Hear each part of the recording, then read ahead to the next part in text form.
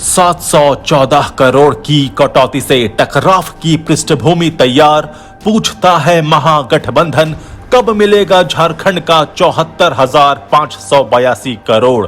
DVC के बकाया मद में हो रही कटौती, झारखंड के बकाये पर कोई कार्रवाई नहीं। नमस्कार, आजाद सिपाही विशेष में आपका स्वागत है। मैं हूं राकेश सिंह। झारखंड और केंद्र सरकार के बीच धीरे धीरे टकराव की स्थिति बन रही है। एक ओर जहां केंद्र सरकार डीवीसी के बकाया मद की राशि की कटौती तो कर ले गई है, वहीं केंद्रीय संस्थानों पर झारखंड का जो 74,582 करोड़ रुपए बकाया है, उसे चुकाने में केंद्रीय संस्थान कोई दिलचस्पी नहीं ले रही। केंद्र सरकार भी कोई मदद नहीं कर रही। इसे लेकर झारखंड में महागठबंधन बार बार केंद्र सरकार से सवाल पूछ रहा है।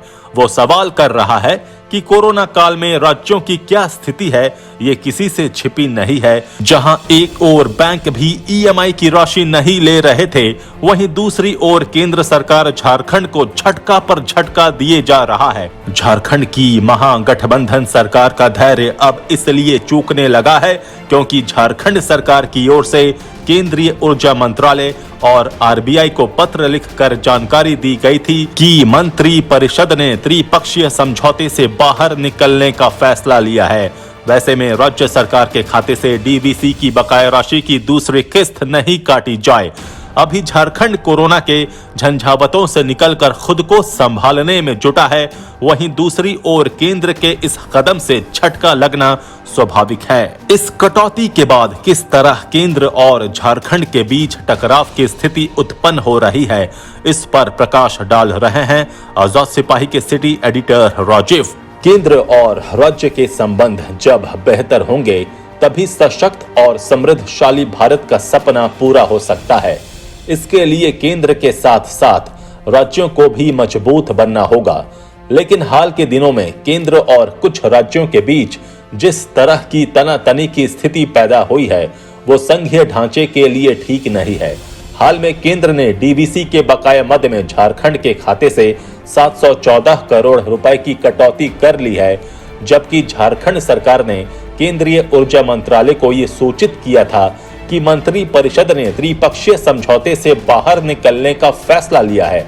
अतः बकाया मद की राशि की कटौती झारखंड के खाते से नहीं की जाए।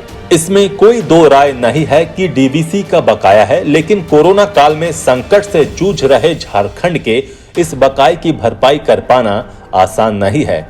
वो भी तब जब झारखंड सरकार ने पत्र लिखकर राशि नहीं काटने का आग्रह किया था। ऐसे में राशि काटे जाने से निश्चित तौर पर केंद्र और राज्य के बीच संबंधों में खटास आनी तय है।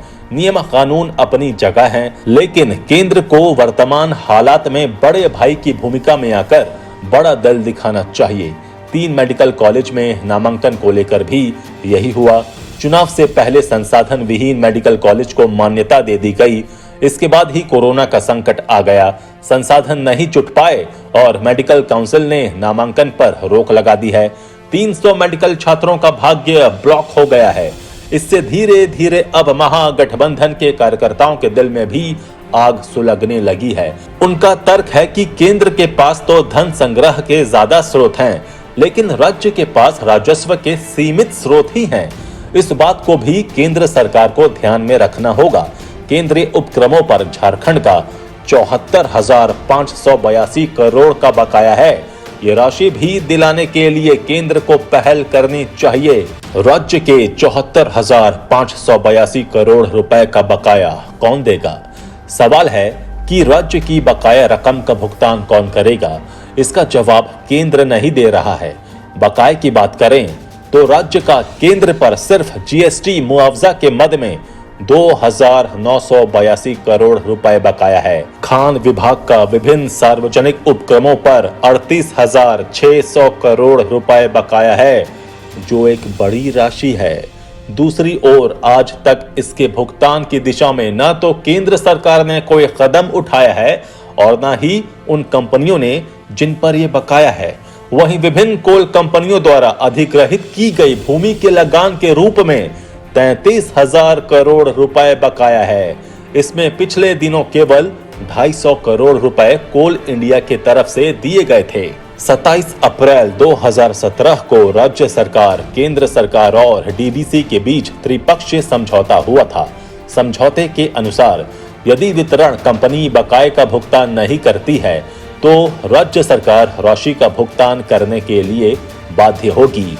बिल भेजने के 90 दिनों के अंदर यदि बिल का भुगतान नहीं किया जाता है तो केंद्र सरकार द्वारा राज्य सरकार के खाते से सूद समेत राशि की वसूली की जाएगी। यही वो समझौता है जिसकी वजह से इतनी बड़ी रकम राज्य के खाते से काट ली गई। इसे विवाद की जड़ माना जा रहा है। केंद्र ने पहली किस्त के रूप में 1417 करोड़ रुपए काटे थे। दूसरी किस्त 714 करोड़ रुपए अभी काट लिए और अभी 3 और किस्त बाकी हैं। राज्य सरकार के अनुसार डीवीसी का बकाया 3,919 करोड़ रुपए ही हैं। इस बाबत सितंबर में ही ऊर्जा सचिव अविनाश कुमार ने केंद्रीय ऊर्जा सचिव को पत्र भेजकर कोविड-19 से पैदा हुई परेशानियों के मद्देनजर राहत देने की मांग की थी। साथ ही डीवीसी द्वारा बताए गए 5,608 करोड़ रुपए के बकाये पर असहमति जताई थी।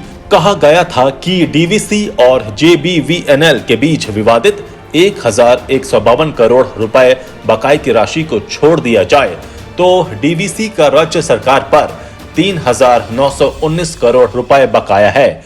झारखंड के ऊर्जा सचिव की ओर से भेजे गए पत्र में कोविड-19 के दौरान केंद्र सरकार के आदेश से उद्योगों को बंद करने की वजह से जेबीवीएनएल के सामने पैदा हुई आर्थिक परेशानियों का हवाला दिया गया था। केंद्र से पुनर्विचार का आग्रह किया गया था। अन्य राज्यों पर भी बकाया, पर झारखंड से ही बेरुखी।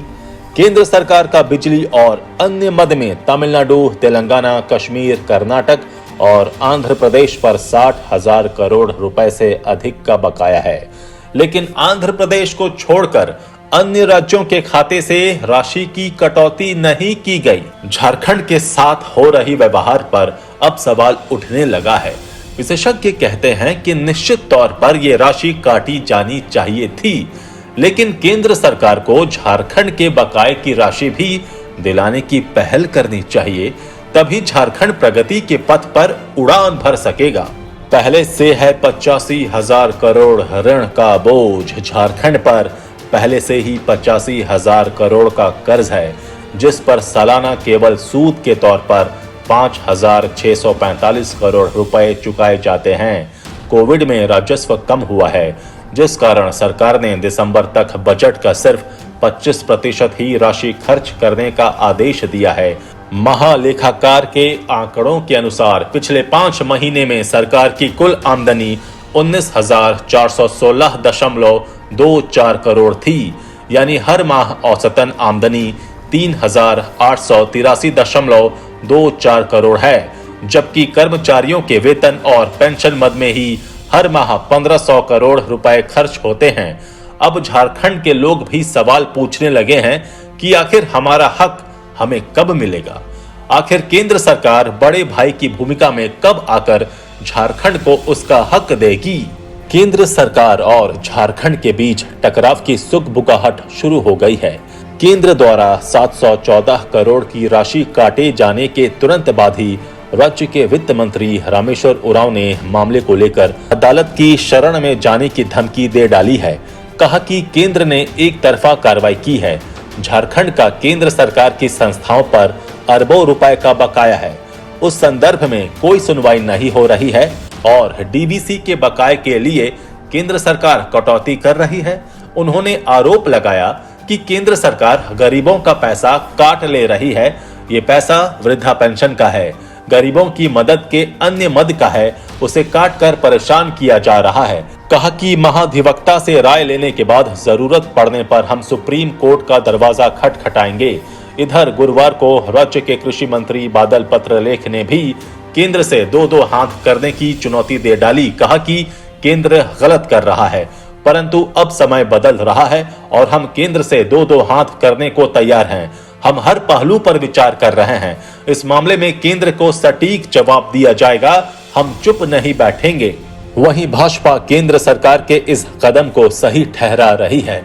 भाजपा प्रदेश अध्यक्ष दीपक प्रकाश ने कहा कि जब डीवीसी की बिजली का उपभोग किया गया है तो भुगतान तो करना ही होगा। आखिर कब तक मुफ्त की बिजली जलाते रहेंगे? इस पर इतनी हाय तौबा नहीं मचनी चाहिए। इन सब बातों से स्पष्ट है कि मामला यहीं थमने वाला नहीं है। आजाद सिपाही के विशेष में अभी इतना ही। खबरों की और भी अधिक जानकारी के लिए आप पढ़ते रहिए अपना लोकप्रिय दैनिक अखबार आजाद सिपाही। आप हमारे इस YouTube चैनल को जरूर सब्सक्राइब करें। आप हमारे फेसबुक पेज को भी जरूर लाइक करें। जुड़े रहिए आजाद सिपाही के साथ। धन्यवाद।